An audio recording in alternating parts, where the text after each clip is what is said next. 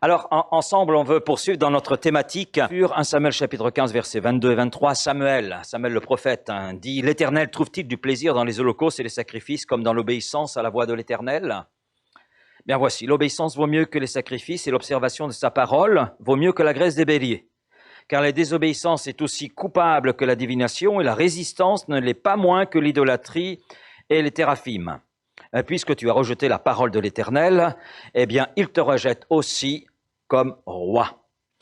Le contexte, il est important de le considérer. L'histoire se passe à l'époque du roi Saül. C'est de lui dont il est question. C'est quelques années donc avant que David prenne la suite. David, l'homme selon le cœur de Dieu, celui dont il est dit qu'il a accompli tous les désirs de Dieu, toute la volonté de Dieu. Et alors que l'armée d'Israël, à l'époque de Saül, était en guerre contre Amalek et ses troupes, eh bien Dieu a donné la victoire à son peuple, la victoire à Saül et à l'armée d'Israël. Mais voilà, Dieu avait donné un ordre très simple, mais un ordre très précis, suffisamment précis pour que non seulement le roi comprenne, mais également tout le peuple.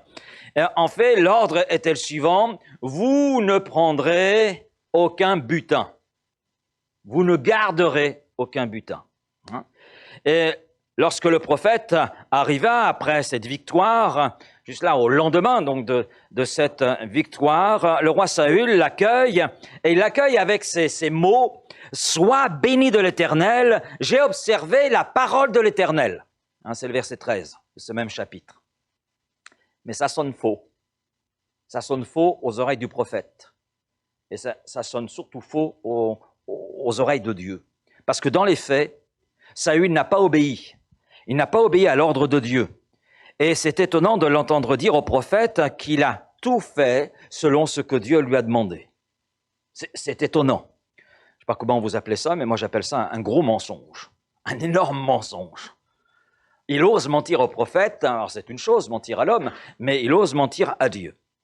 Parce que Saül dit marcher dans l'obéissance alors que sa vie témoigne que c'est faux. Il a accepté le compromis, et lors de la confrontation avec le prophète Samuel, eh bien Saül met la faute sur le peuple. 1 Samuel 15, juste les versets précédents, Saül répondit à Samuel: « J'ai écouté la voix de l'Éternel. » Ah, c'est bien. Non? C'est bien d'écouter la voix de l'Éternel. « Et j'ai suivi le chemin par lequel m'envoyait l'Éternel. J'ai amené Agag, roi d'Amalek, et j'ai dévoué par interdit les Amalécites. Mais le peuple a pris le butin des brebis et des bœufs comme prémisse de ce qui devait être dévoué, afin de les sacrifier à l'Éternel, ton Dieu, à Gilgal. » Ça vous fait pas penser à un autre épisode, ça? Non? Allez, allons plusieurs siècles en arrière, dans le jardin d'Éden. Eh oui, un épisode similaire à celui-ci qui s'est déroulé dans le jardin d'Éden, avec la désobéissance d'Adam et Ève. Adam dira: « Mais ma désobéissance n'est pas de mon fait. C'est du fait de cette femme que tu as placée à mes côtés. » Et puis, Ève: « Mais c'est pas de mon fait si j'ai pris le fruit. Il était beau, c'est vrai, je l'ai pris, mais c'est pas de mon fait. C'est le serpent. C'est le serpent. C'est le serpent qui m'a incité à prendre ce fruit parce qu'il était beau et à en manger. » Et nous savons que le jugement est tombé sur nos ancêtres. Ils ont été chassés du jardin des délices. C'est la signification même du mot Éden. Mais on s'aperçoit qu'à travers les siècles, nous retrouvons les mêmes comportements, les mêmes attitudes, parce que la nature de l'homme, elle est pécheresse. Et on retrouve la même chose chez Saül, mais je crois qu'on retrouve aussi la même chose aujourd'hui. Mais c'est pas de ma faute si ça va pas dans mon couple, c'est la faute de ma femme. Et puis la femme va dire: « Mais c'est pas de ma faute, c'est la faute de mon mari, etc. » Mais c'est pas de notre faute si ça va mal, c'est la faute des enfants, parce qu'ils sont terribles, etc., etc. On retrouve exactement aujourd'hui les mêmes attitudes. Et le prophète Samuel, eh bien, comme en Éden, prononce le jugement de la part de Dieu: « Puisque tu as rejeté. Tu as rejeté par ton refus d'obéir entièrement à ce que Dieu t'a demandé. Eh bien, la parole de l'Éternel que tu as rejetée fait qu'aujourd'hui, Dieu te rejette comme roi. » C'est le jugement de Dieu qui tombe sur Samuel. Alors à partir de là, je pose la question, que signifie obéir? Que veut dire obéir? Slide. Merci.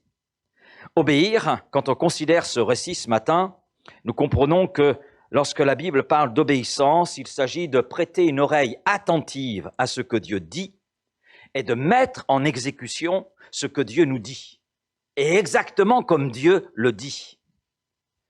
Parce que nous l'avons lu ensemble, Saül dit « J'ai écouté la voix de l'Éternel. J'ai suivi le chemin par lequel m'envoyait l'Éternel, ou le chemin de la victoire, parce que le Seigneur avait promis la victoire. Mais, il n'a pas mis à exécution la totalité de ce que Dieu avait dit. Dieu avait simplement demandé à Saül, par l'intermédiaire du prophète Samuel, de tout dévouer par interdit, c'est-à-dire de tout détruire.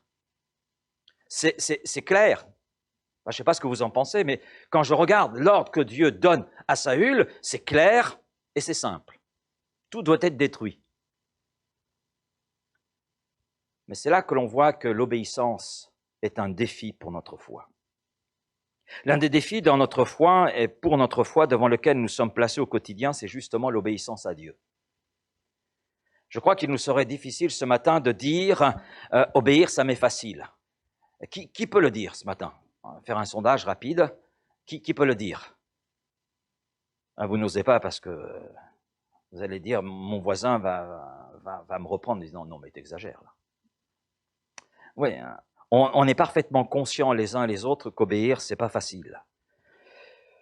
Il suffit de voir pour ceux qui ont des enfants que obéir aux parents, c'est pas simple. Mais nous sommes aussi passés par là. Et ce qui est attaché à notre nature, c'est justement la désobéissance. Vous avez remarqué que les enfants savent mieux dire non que oui. Je le vois, je l'ai vu avec nos filles, mais je le vois avec mon deuxième petit-fils. Non, il sait dire. Tu vas manger. Non, faut pas que je dise ça parce qu'il va toujours dire oui là. Mais tu vas dormir. Non. Non. Tu vas ranger tes jouets. Non. Voilà, ça, il sait dire. Maintenant, quand vous avez un bon plat de pâtes, il va dire oui. Voilà. Mais c'est vrai que l'un des défis pour notre foi, c'est justement l'obéissance. C'est un véritable défi. Parce que l'obéissance est un acte de confiance. C'est un acte de foi en Dieu, en sa parole. Mais c'est aussi un acte d'amour. Obéir, c'est prêter l'oreille à ce que Dieu dit et le mettre à exécution. Obéir, c'est croire que Dieu ne se trompe jamais. Et en fait, par sa désobéissance, finalement, Saül est en train de dire « Dieu, tu te trompes.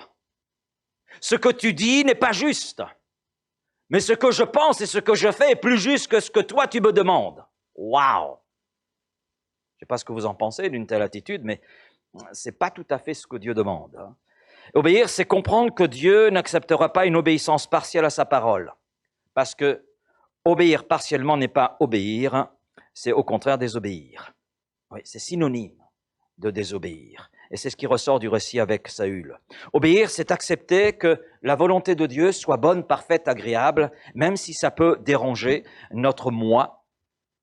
Mais quelquefois, notre moi a besoin d'être dérangé parce qu'il a tendance à monter sur le trône qui est normalement réservé à Dieu dans notre vie. Et oui, il a toujours cette tendance à vouloir grimper, ce moi. La difficulté à se soumettre entièrement à la volonté de Dieu, à ce que Dieu veut. Mais il faut comprendre que ce que Dieu nous demande, en fait, construit notre bonheur. Le but de Dieu, en disant à Saül et au peuple, vous dévouerez tout par interdit, vous détruirez tout, il y avait une raison à cela. Et cette raison nous est donnée dans le livre d'ailleurs du Deutéronome. C'est afin que vous ne ressembliez pas, c'est l'une des raisons, au peuple, à ces peuples qui offrent des sacrifices qui vont au-delà des animaux, qui offrent des sacrifices humains pour plaire à leurs idoles. Mais vous, je vous appelle à montrer une différence, vous êtes mon peuple. Un peuple qui est différent et qui doit manifester cette différence. Et le but de Dieu était de conduire son peuple, à travers cette obéissance, le conduire à connaître le bonheur, à connaître une satisfaction intérieure, réelle. Saül avait entendu ce que Dieu attendait de lui, la parole de Dieu était claire, tout devait être détruit. Il lui suffisait d'obéir, d'exécuter ce qui lui était demandé, mais il a obéit seulement en partie. Et regardons au texte, verset 9. Mais Saül et le peuple épargnèrent Agag, c'est le roi amalécite, et regardez la suite. Et les meilleures brebis,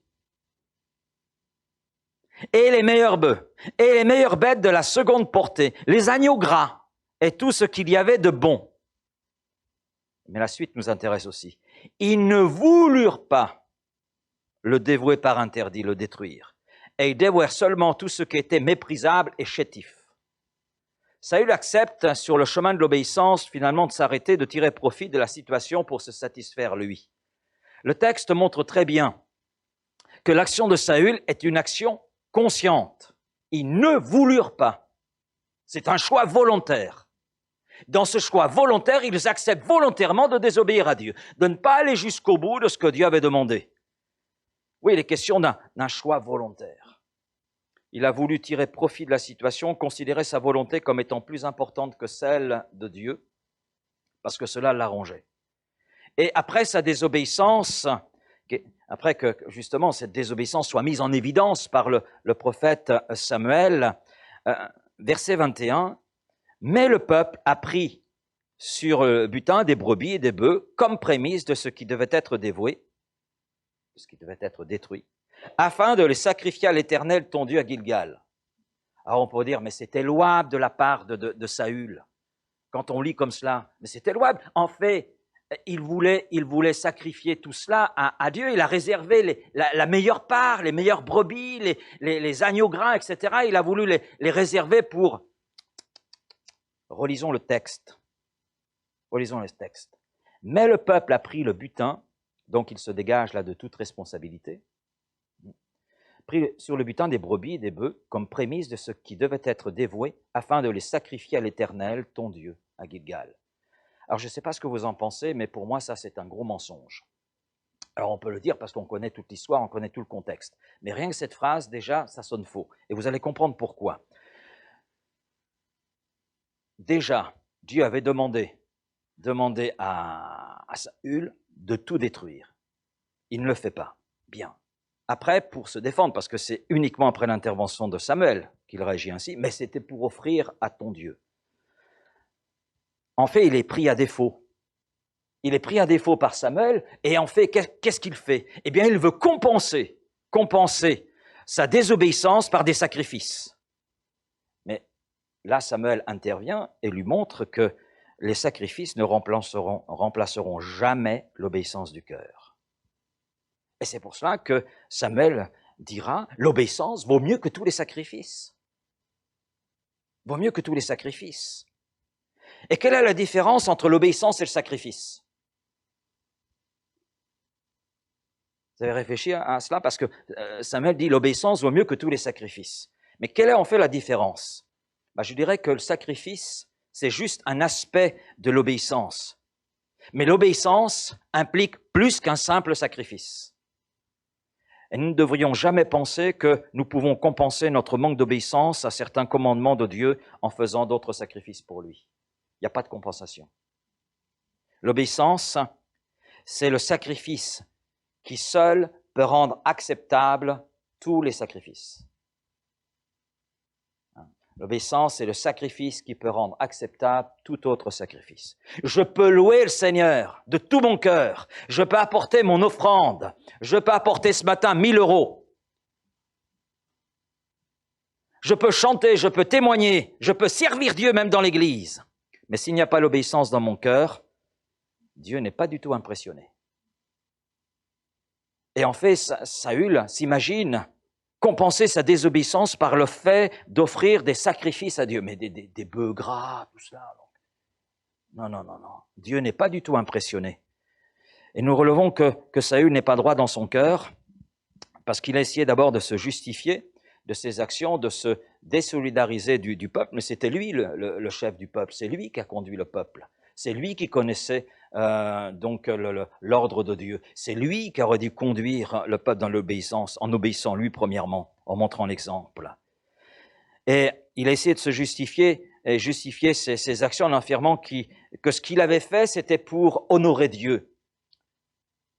Mais il témoigne d'un manque de respect de Dieu évident. Parce que je reviens à cette phrase. Mais le peuple a pris sur le butin des brebis et des bœufs comme prémisse de ce qui devait être dévoué afin de les sacrifier à l'Éternel, ton Dieu, à Gilgal.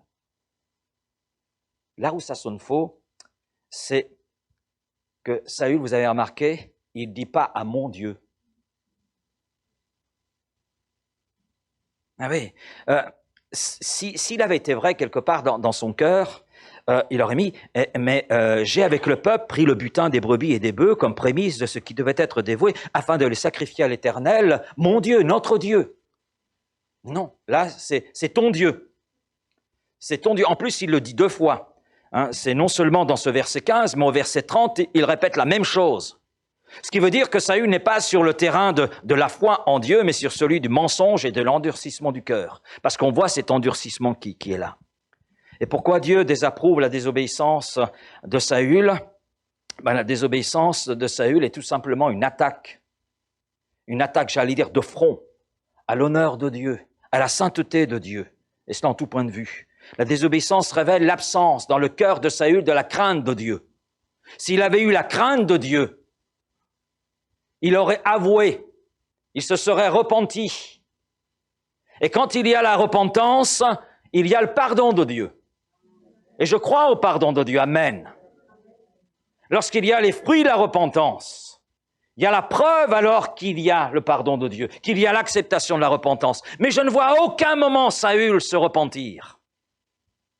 Parce qu'il n'y a pas la crainte de Dieu dans son cœur. Et la crainte de Dieu, c'est le respect de Dieu, le respect de sa parole.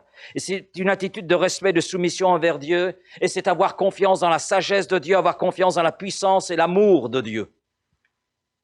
C'est se soumettre à Dieu par amour, c'est se soumettre à Dieu par dévotion, par fidélité, avec un cœur qu'elle intègre. Le Proverbe 22, verset 4 dit « Le fruit de l'humilité, de la crainte de l'Éternel, c'est la richesse, c'est la gloire et la vie. » La richesse spirituelle, cette richesse qui vient d'en haut et qui satisfait pleinement le cœur de l'homme. La désobéissance, c'est placer sa personne et sa propre satisfaction avant la volonté de plaire à Dieu. Et c'est Paul qui dira des années plus tard, des siècles plus tard, « Mais si je devais plaire aux hommes, à quoi cela servirait-il?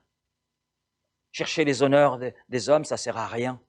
Ce qui est important, c'est de plaire à Dieu. » Et en fait, Saül satisfait sa personne avant de chercher à satisfaire Dieu, à satisfaire le cœur de Dieu. Et la désobéissance, c'est, je crois, donner plus d'importance aux valeurs, aux ordres du moi qu'aux ordres de Dieu. Et par là, chercher à détrôner Dieu du trône sur lequel il doit être dans nos vies afin de placer notre moi à la place. C'est placer sa volonté au-dessus de celle de Dieu. Mais nul ne peut servir 2 maîtres à la fois. Soit je sers le moi, ou soit je sers Dieu. Soit Dieu a toute la place, ou pas de place du tout. Vous savez, en Dieu, il y a pas de compromis, c'est tout ou rien. Et on le comprend.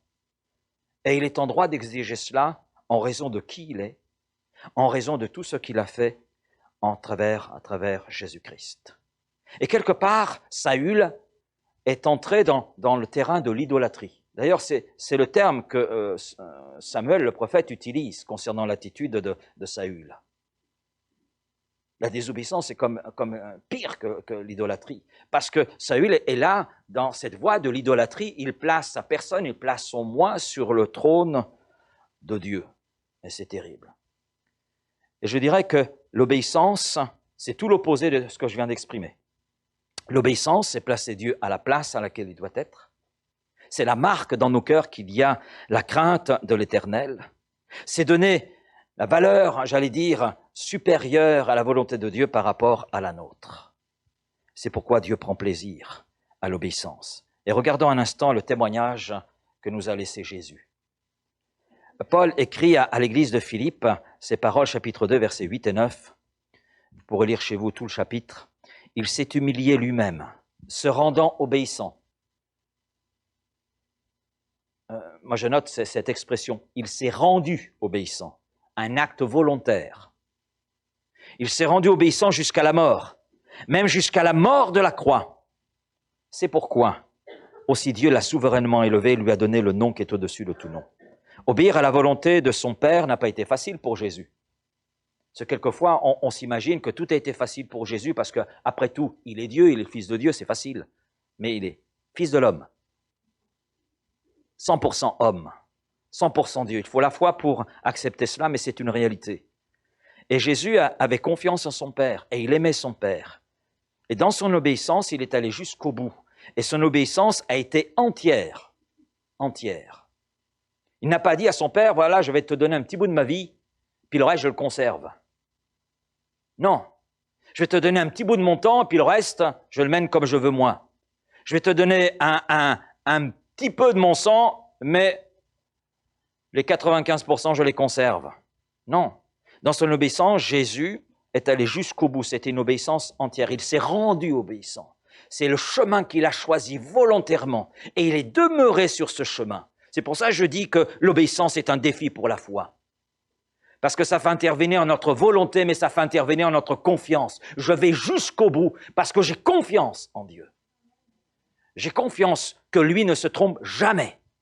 Et que Dieu veut mon bonheur, non pas mon malheur. Amen. Amen.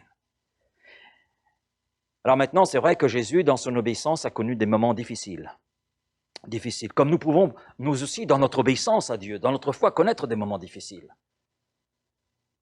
Je ne suis pas en train de dire que la vie chrétienne, c'est facile, il suffit d'obéir et tout va bien. Non, non, c'est pas ce que je suis en train de dire.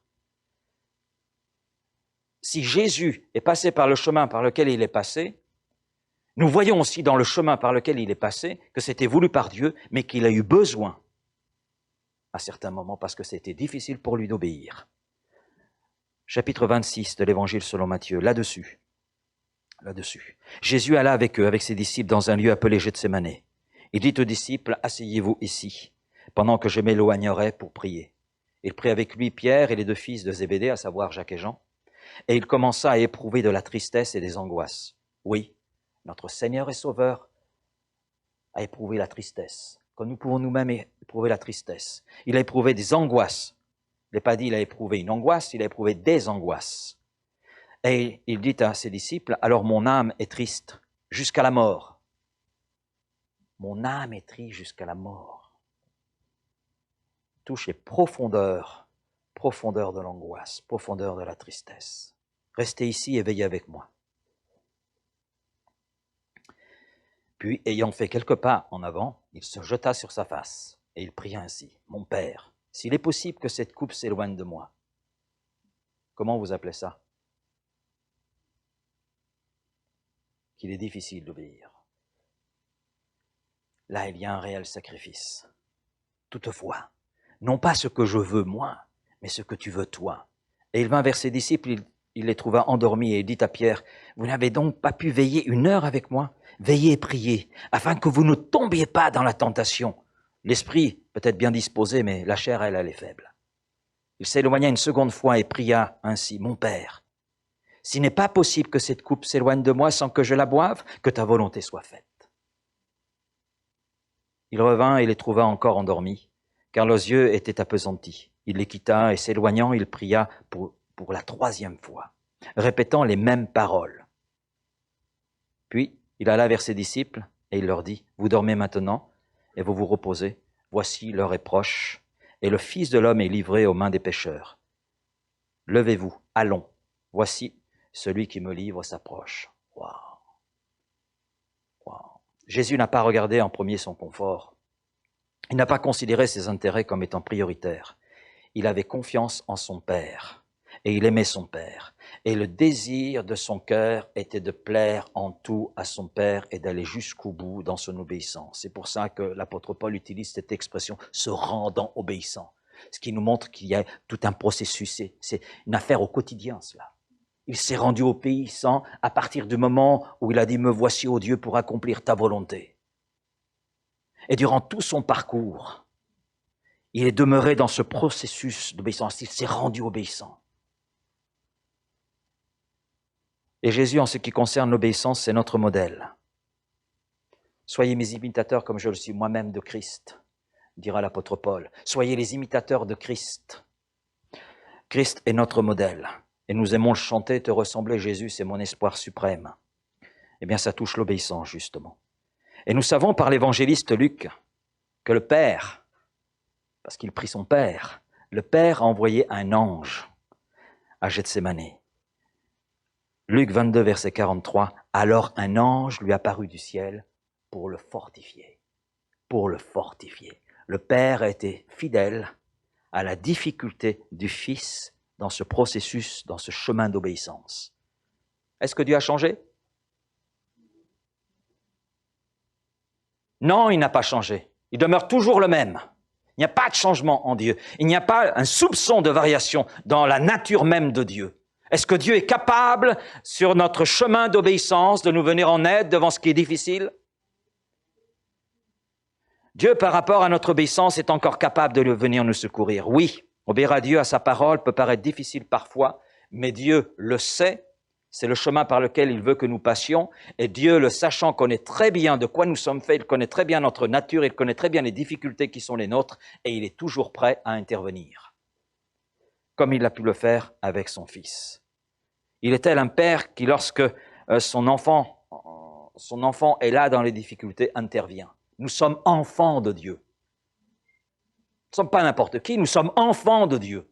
Du Dieu vivant, du Dieu tout-puissant, du Dieu créateur du ciel et de la terre, du Dieu qui a tout donné en Jésus-Christ et qui continue de nous aimer, malgré ce que nous sommes, malgré nos imperfections, et qui a aidé son Fils Jésus, qui est notre modèle, et qui nous a montré que dans son obéissance, ça n'a pas été simple, mais que le Père, lui, a montré sa fidélité, et c'est vrai pour nous. Et nous disons que le Père a élevé son Fils à cause de son obéissance. Je reviens sur ce texte, il s'est humilié lui-même, se rendant obéissant jusqu'à la mort, même jusqu'à la mort de la croix. C'est pourquoi, c'est la raison pour laquelle, par voie de conséquence aussi, Dieu l'a souverainement élevé et lui a donné le nom qui est au-dessus de tout nom. Amen. L'obéissance du Fils a été récompensée et l'obéissance des enfants de Dieu est toujours récompensée par Dieu. Les enfants qui obéissent à Dieu sont bénis par Dieu. Amen. Et Dieu se réjouit en eux. Et la joie qu'elle a dans le cœur de Dieu déborde jusque dans le cœur de ses enfants. Amen. Je me pose la question quelquefois, certains chrétiens sont tristes et malheureux. Alors c'est vrai que quand on traverse difficultés, les épreuves, qui peuvent être source de tristesse, qui peuvent être source de désespoir, une forme de désespoir, mais dans ces moments-là, on bénéficie de l'aide de Dieu, là aussi. Maintenant, il y a d'autres chrétiens qui sont tristes et malheureux. Peux-tu mettre l'image, s'il te plaît, Florian, qui sont semblables à cette image. Ils n'avancent pas dans leur marche chrétienne parce que la parole qu'ils reçoivent, la parole qu'ils entendent, eh bien, n'est pas suivie d'obéissance. Pourquoi m'appelez-vous Seigneur, Seigneur, et ne faites-vous pas ce que je dis? Luc 6, verset 46. Par sa parole, Dieu parle. Parole la Bible, Dieu parle, Dieu nous parle. Il nous montre le chemin à suivre. Il nous révèle sa volonté. Et quand on veut vraiment la chercher, elle est facile à trouver. Non? On l'a vu ensemble. Soyez mes imitateurs. Donc, la volonté de Dieu, c'est que nous soyons les imitateurs de Paul, qui Paul était l'imitateur de Jésus. Donc, regardons la vie de Paul, ce qu'il a été, et marchons sur ses traces.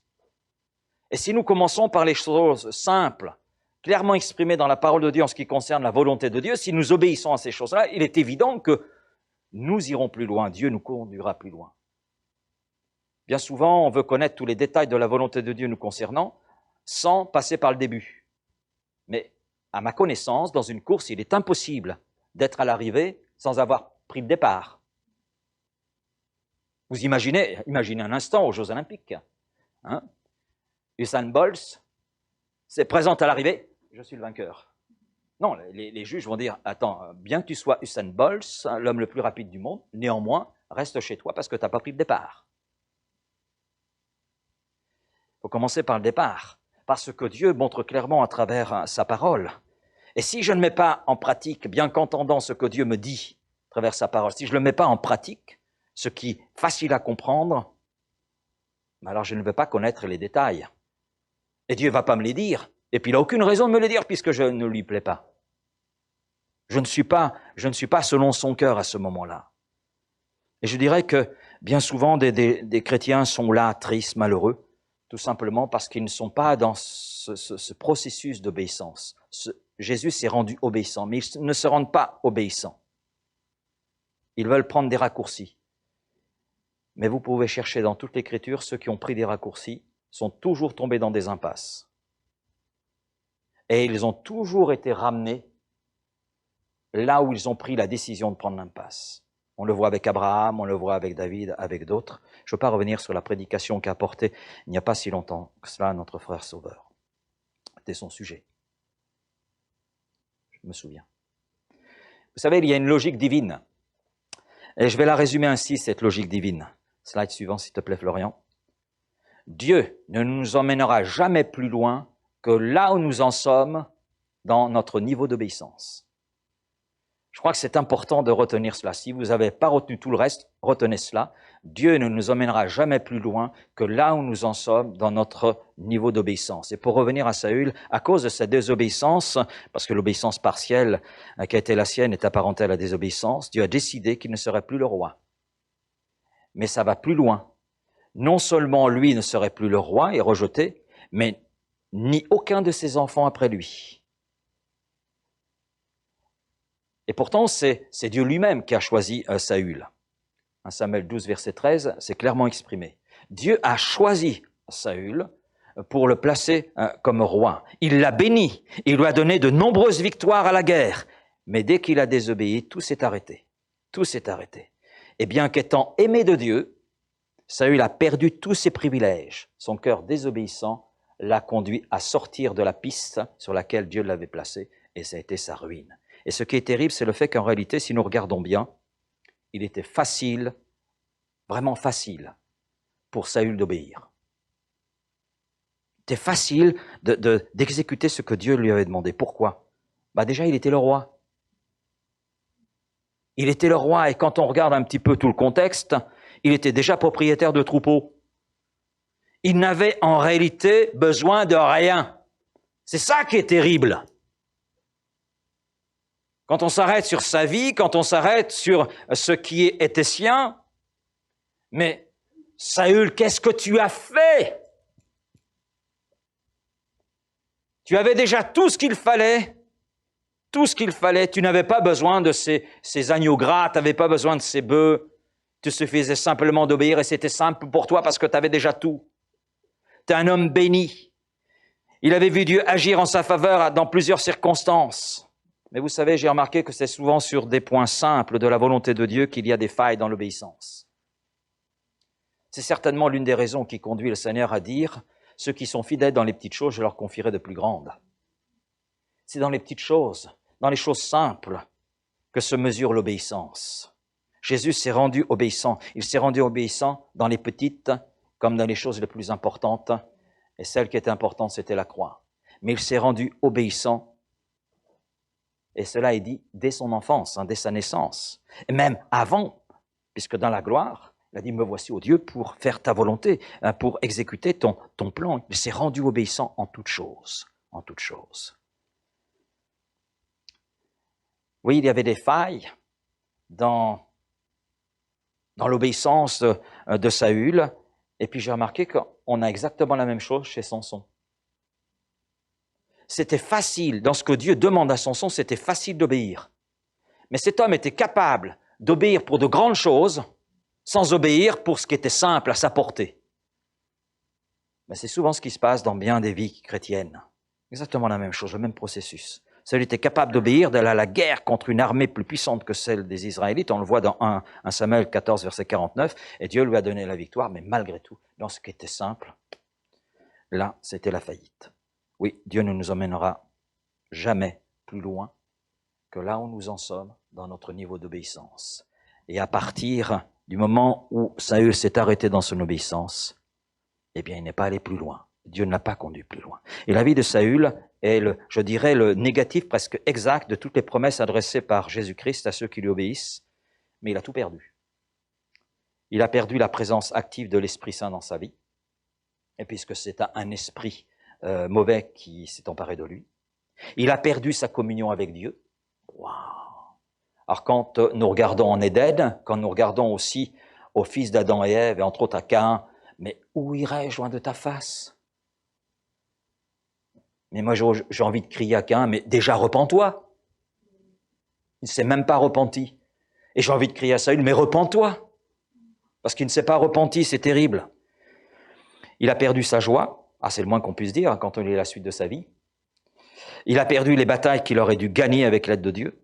Et il a perdu l'attention même de Dieu envers ses prières. Waouh, il s'est trouvé tout seul. Tout seul. Voilà où l'a conduit cette obéissance à temps partiel. L'obéissance est à la fois un acte de foi, un acte d'amour, un défi pour notre foi, notre amour, mais c'est le chemin de la bénédiction, c'est le chemin que Dieu veut, et à travers lequel, oui, on bénéficie des richesses divines. Ésaïe, on va pas s'arrêter là quand même. Hein. Vous êtes d'accord, hein? Abordons un point positif. Hein? Même si ce que je dis n'est pas négatif, c'est positif. Non? Oui. Parce que Dieu nous dit encore, celui qui est sur le chemin de la désobéissance peut ce matin revenir, se repentir et reprendre dans ce chemin de l'obéissance. Alors, Ésaïe chapitre 1er, versets 19 et 20.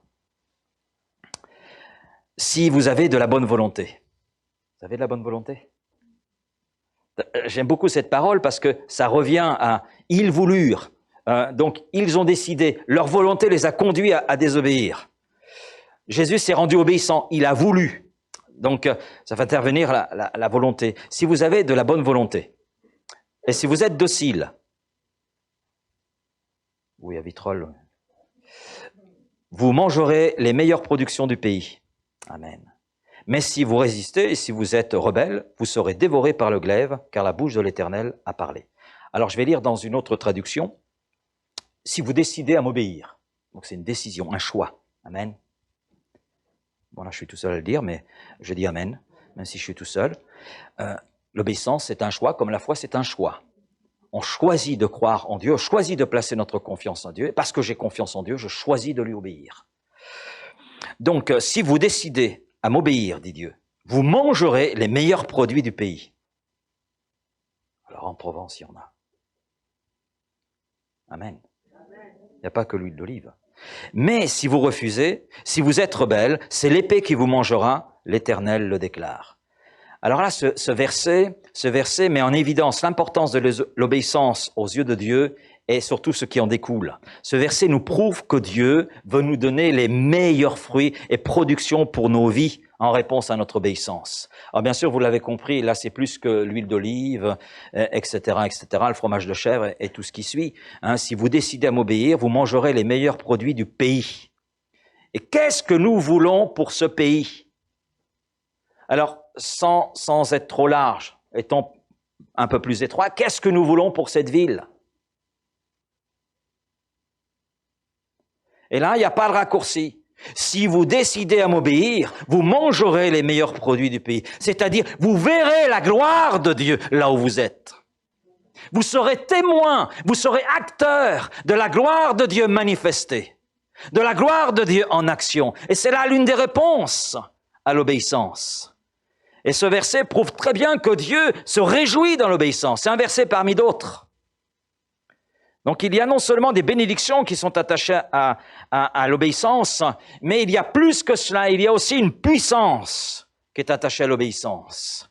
Jean 15, 16, « Alors ce que vous demanderez au Père en mon nom, il vous le donnera. » Ce qui veut dire que l'obéissance conduit à recevoir de la part du Père ce que nous lui demandons.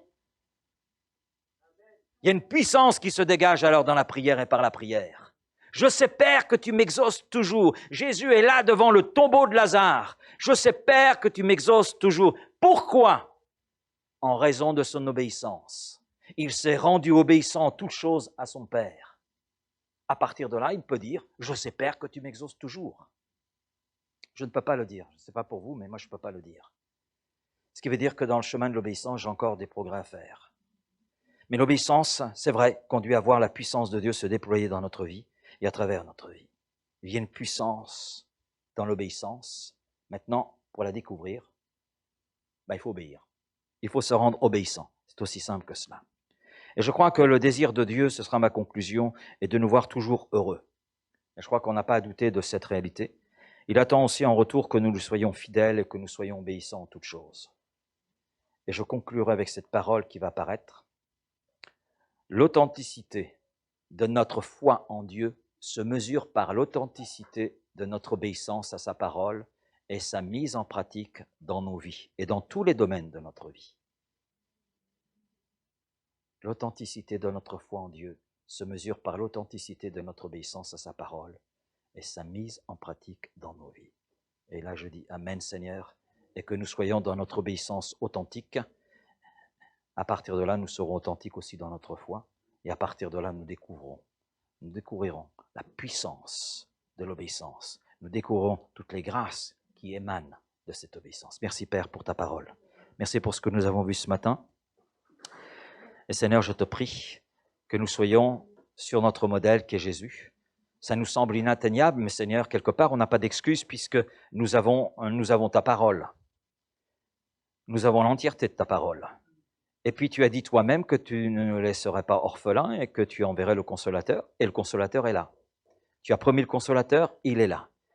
Et tu nous dis que le Saint-Esprit nous conduira dans toute la vérité, ce qui veut dire que le Saint-Esprit nous conduit dans la connaissance, mais aussi dans la mise à exécution de ce que tu nous dis à travers ta parole. Le Saint-Esprit nous rend capables. Et on parle souvent de la puissance du Saint-Esprit, de l'autorité du Saint-Esprit. Mais Seigneur, la puissance du Saint-Esprit commence déjà par le fait de nous aider dans nos faiblesses à obéir. Ou dans ces désirs qui peuvent être là les nôtres de vouloir prendre des raccourcis, et que le Saint-Esprit dit non, je te veux sur le chemin de la vérité, parce que mon rôle est de te conduire dans la vérité. Alors Seigneur, merci pour tout ce que tu mets à notre disposition. Pour tout ce qui est là, nous avons tous les éléments pour obéir. Et Seigneur, je te prie de nous aider, que ce soit dans les petites choses, comme dans les choses plus importantes, que nous soyons en tout rendus obéissants et que nous soyons ainsi rendus conformes à ce modèle que tu nous as laissé. Oui Seigneur, merci, et merci de nous rappeler ces choses que nous connaissons, que nous savons, mais Seigneur, comme pouvait le dire l'apôtre Paul, je me lasse de vous répéter les mêmes choses, mais je sais que pour vous cela est salutaire, bon pour votre salut. Oui Seigneur, l'obéissance, c'est ce que tu veux, l'obéissance, c'est ce qui te plaît, et l'obéissance, eh bien, c'est le chemin que tu traces devant nous, et l'obéissance, ben, c'est un fruit de notre foi, parce que si nous t'obéissons, ben, c'est que nous témoignons que nous avons confiance en toi, nous témoignons que tu ne te trompes jamais, et que ce que tu veux pour nous, eh bien, c'est le meilleur. Alors Seigneur, nous ne voulons pas nous en éloigner. Seigneur, à l'exemple de Saül, qui est rentré dans une impasse et qui s'est retrouvé tout seul, et qui a eu une triste fin. Seigneur, cette fin-là, nous ne la voulons pas, mais nous voulons la fin que tu nous as réservée, à savoir d'entrer dans la gloire. Merci Père, pour cet héritage qui est le nôtre. Maintenant, Seigneur, cet héritage, nous le connaîtrons et nous entrerons en pleine possession de celui-ci, Seigneur, si nous allons jusqu'au bout dans notre obéissance. Alors merci de nous aider, merci d'aider chacun. Et je veux te prier peut-être pour celui ou celle qui ce matin est dans une obéissance à temps partiel, dans une obéissance sélective. Pour ce qui me plaît, j'obéis. Pour ce qui ne me plaît pas, je n'obéis pas. Mais Seigneur, je te prie, pour ce frère, cette sœur, peut-être qui est dans une telle situation, eh bien je te prie, Seigneur, de redresser cet arbuste qui est tordu, Seigneur, et de accorder ta grâce. Et je sais, Seigneur, qu'à la repentance, tu réponds toujours par le pardon. Alors que ce cœur puisse, Seigneur, se présenter devant toi avec humilité, avec repentance, avec crainte, et Seigneur, accepter d'obéir dans les choses peut-être qui dérangent. Mais Seigneur, c'est dans ces choses-là aussi que tu mesures notre foi. Parce que l'obéissance n'est pas non plus sans sacrifice, nous le voyons pour Jésus. Mais Seigneur, l'obéissance ne remplacera jamais les sacrifices que nous pourrions faire. Il n'y a pas de compensation. Alors merci Père d'aider ce frère, cette sœur, peut-être qui se trouve dans cette situation. Amen.